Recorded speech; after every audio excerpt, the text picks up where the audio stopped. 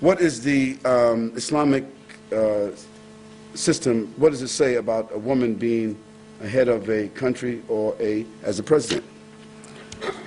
If, you see, a woman being the head of a country or a president, the Islamic position regarding that is that generally, the role of men is to protect. Generally. To represent, to protect outwardly. Just like you have never in history heard of an army, a country going to war against another country and they sent a female regiment. It has never happened. And there's a reason for that.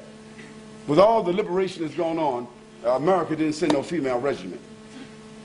Because generally speaking, answering the lady's question, they are equal in front of God, but they are not the same. You see, if a little rat ran across here right now, the woman would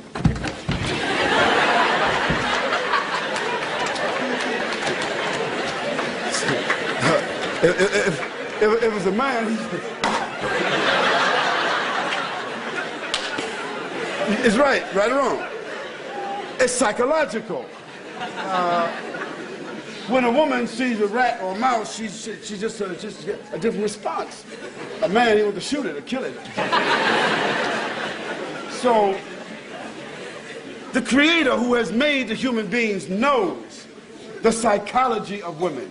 He understands the anatomy of women. He understands the physiology of women, the sensitivities of women. And so, generally speaking, the Creator has said to us that men should be the maintainers, the protectors of women and children. But now, if there are no such men to do that, then yes, women can lead.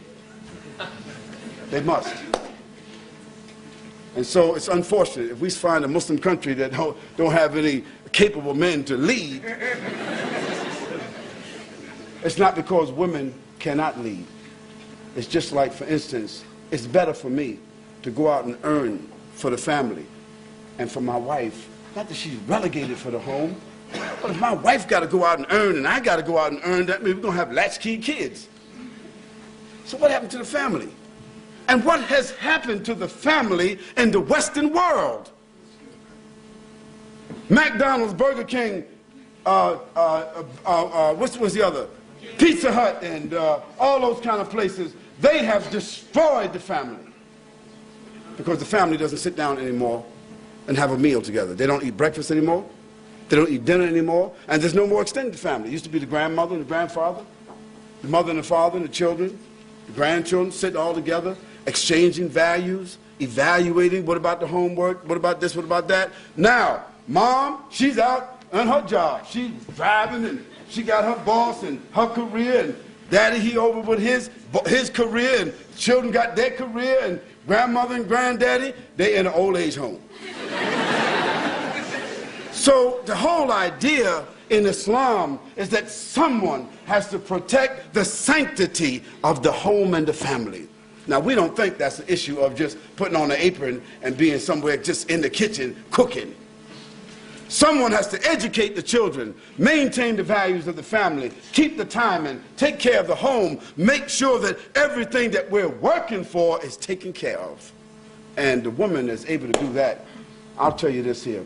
I never really appreciated my mother until I became at least 40 years old. Then I understood my mother. And I never really understood birth and what a woman has to go to until I saw 4 of my children born through cesarean section. I was there. So I understood the issue of a mother to a certain extent. And so what Islam says is that the challenge of a woman, the responsibility of a woman, the realm of a woman is to educate the future leaders of the world. And all prophets had mothers. And so this is what we say. Women have their stations and men have their stations, but generally the station of men is outward and the station of women is inwards, although that could be changed.